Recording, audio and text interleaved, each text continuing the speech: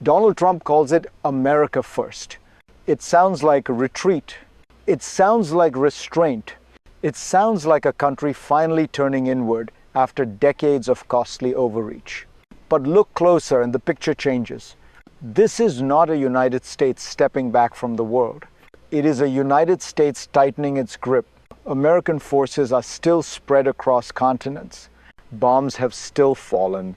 Coercion has not faded. It has shifted shape from Venezuela to the Caribbean, from rhetoric about peace to acts of force. The distance between what is said and what is done is widening fast. And here is the paradox. The louder the call for isolation, the more imperial the behavior begins to look. If you care about where American power is heading, if you want to understand whether this is decline, dominance, or something more dangerous, stay with me. Because to grasp what America First really means today, we have to step back and see how yesterday's ideas are colliding with today's reality. At the center of America First is a simple promise: fix what is broken at home by doing less abroad. For millions of Americans, that promise felt overdue. Globalization hollowed out factories. Endless wars drained trust. Immigration felt unmanaged, uncontrolled, unfair. The system looked rigged economically and strategically. Trump did not invent that anger. He captured it. His message was clear. The United States had been exploited, distracted, and weakened by global commitments that delivered little in return. Pull back, rebuild, put American workers, borders, and interests first. But here is where the tension begins, because America First is not just about retreat. It is also about control. Control over trade, control over migration, control over resources, neighbors, and strategic space. And once power is framed that way, withdrawal becomes impossible. You cannot dominate selectively. You cannot disengage while demanding obedience. This is where the doctrine starts to fracture and where history quietly enters the room. To understand why, we need to look backward to the ideas Trump is trying to resurrect. The ideas behind America First are not new. They are old, very old.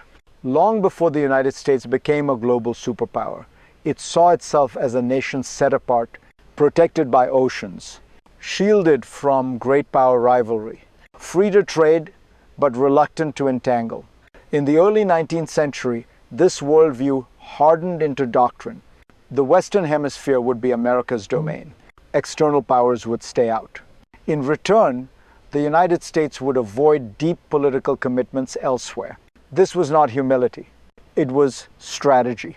As the country grew stronger, that logic evolved. Control of nearby territory, influence over neighbors, occasional use of force to secure dominance close to home while staying detached from conflicts farther away. That approach made sense in an era of sailing ships and slow communication. Geography was security. Distance was insulation. Trump's worldview draws heavily from this tradition. The past becomes a blueprint. History becomes justification. But what worked in the 19th century rested on conditions that no longer exist. And reviving those ideas in the modern world creates pressures they were never designed to handle. That is where the trouble begins, and where policy starts to collide with reality. The collision between old ideas and modern power became impossible to ignore when Venezuela entered the picture. This was not quiet diplomacy. This was not strategic patience. It was force direct, public, unmistakable. The United States did not merely pressure Caracas. It acted, it seized, it asserted the right to decide Venezuela's political future. In that moment, America First stopped sounding like restraint. It started sounding like ownership. And it wasn't an isolated case. Military strikes elsewhere, aggressive posturing closer to home, talk of taking, running, controlling. The message was clear. The United States would no longer manage the global order. but it would still enforce its will. This is the crucial shift. Imperial power today does not look like colonies and flags. It looks like leverage, like coercion, like intervention justified as necessity. Trump's supporters hear strength. Critics hear overreach. History hears an echo. Because when great powers begin acting this way, they are not pulling back, they are redefining dominance. And beneath the drama of Venezuela lies a deeper question, one that goes beyond any single country. What system is producing these choices? And what logic is driving them forward? That mechanism is hidden, but it explains almost everything that comes next. The hidden mechanism behind America First is not isolation. It is selective dominance. Trump is not trying to abandon power. He is trying to compress it to concentrate American influence where it feels most immediate, most visible, most controllable. Close borders, control supply chains, pressure neighbors, secure resources. In this system, cooperation is optional. Compliance is not. This is why the doctrine keeps pulling the United States back into confrontation, because dominance requires enforcement. And enforcement requires presence, pressure, and at times force. The logic is brutally simple. If the world cannot be shaped through rules, it must be shaped through leverage. But here is the contradiction. The more the United States tries to shrink its responsibilities, the more aggressively it must act to defend what remains. Every attempt to simplify the system makes it more brittle. Every move to reduce exposure increases the risk of backlash. What looks like retrenchment is actually overcorrection. And overcorrection destabilizes. This is why crises keep returning. Not because the strategy is unfinished, but because it is internally unstable. And soon, that instability produces a second, sharper rupture. One that reaches far beyond Venezuela and into the core of America's global role. The second rupture comes when America First leaves the hemisphere and runs into the world it claims to escape. Despite the rhetoric of withdrawal, American power has not receded. It has simply been redistributed. The United States still balances against China. It still positions forces across strategic choke points. It still signals deterrence, readiness, and overmatch. In Europe, allies are told to do more, but not left alone. Troops remain, commitments endure. The structure stays intact. In the Middle East, diplomacy is emphasized, yet bases remain open. Sea lanes protected, red lines enforced. Energy flows still matter. Security guarantees still apply. This is not disengagement. It is recalibration without resolution. And that creates strain. Because the strategy says one thing, while the machinery of power does another, promises of retreat collide with the realities of interdependence. Nostalgia crashes into technology, geography, and risk.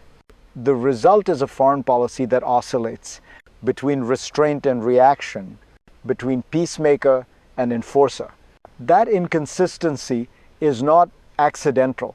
It is structural, and its consequences are no longer abstract. They are beginning to land, not on maps or strategy papers, but on people's lives. And this is where America First stops being a theory and becomes something you feel. If you are a worker, you feel it in higher prices, in shortages, in the quiet instability that creeps into everyday life. When immigration is crushed without care, labor disappears, fields go unharvested, construction slows, services strain, costs rise, and you pay the difference. When tariffs multiply, they don't punish abstract rivals. They ripple through supply chains, they show up at the checkout line, they squeeze families already stretched thin. This is the hidden cost of strategic nostalgia. Policies designed for an older America applied to a country that no longer exists. You were promised protection. Instead, you got disruption, and here is the deeper irony. the same strategy meant to restore control ends up reducing it, because economic pain erodes trust, patience, and consent. Power abroad weakens legitimacy at home, and without legitimacy, even strength becomes fragile. That is the bridge we now cross. From domestic impact to global consequence. When domestic legitimacy erodes, the world notices. Allies begin to hedge, adversaries begin to test limits. Uncertainty becomes contagious. Talk of annexation, of taking territory, of owning strategic assets does not stay rhetorical. It rattles capitals. It revives memories most countries hoped were buried with the 20th century. In Europe, trust thins. Security commitments feel conditional. Partnership starts to resemble transaction. In the Western Hemisphere, pressure replaces persuasion. Neighbors are no longer partners. They are obstacles or instruments. And globally, the signal is unmistakable. The rules are less important than leverage. Stability depends less on institutions and more on power. This is how order frays, because when the leading power appears willing to rewrite boundaries, others begin to consider doing the same. Deterrence turns brittle. Norms lose weight. What emerges is not a safer world, but a louder one, more reactive, more anxious, more prone to miscalculation. And that leaves us staring ahead, not at one future, but several. From here, 3 futures begin to take shape. The first is the optimistic one. The United States adjusts, rhetoric cools, strategy realigns with reality. Power is exercised with restraint, alliances stabilize, and America First quietly evolves into something more sustainable, less nostalgic, more adaptive. The second is muddled but manageable. Contradictions persist. The United States continues to oscillate, pulling back in language, pushing forward in action. Crises flare, then fade. The system holds, but only barely, absorbing shocks without ever resolving the core tension. The third is darker. Nostalgia hardens into doctrine. Leverage replaces legitimacy entirely. Allies drift away. Adversaries push harder. What began as a promise to protect the nation ends by isolating it, not by choice, but by consequence. None of these outcomes is inevitable, but all of them are possible. And the deciding factor is not American power. It is American clarity.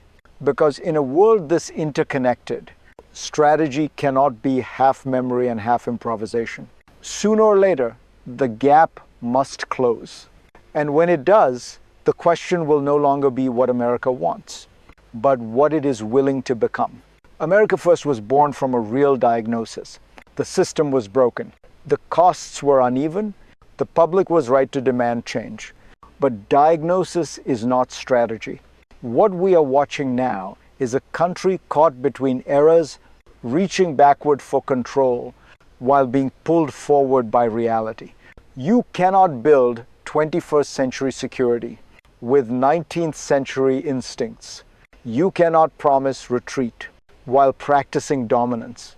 And you cannot lead a system you no longer believe in. That is the unresolved tension at the heart of this moment. The United States does not need isolation. It does not need empire. It needs coherence. A grand strategy that accepts interdependence without surrendering agency. That protects workers without weaponizing borders. That uses power without confusing force for clarity. We are not there yet. And until that gap closes, America First will continue to say one thing and do another with consequences that reach far beyond any single president. If this analysis helped you see the pattern beneath the headlines, stay with me, because the next question is even harder. What does a post-America First strategy actually look like?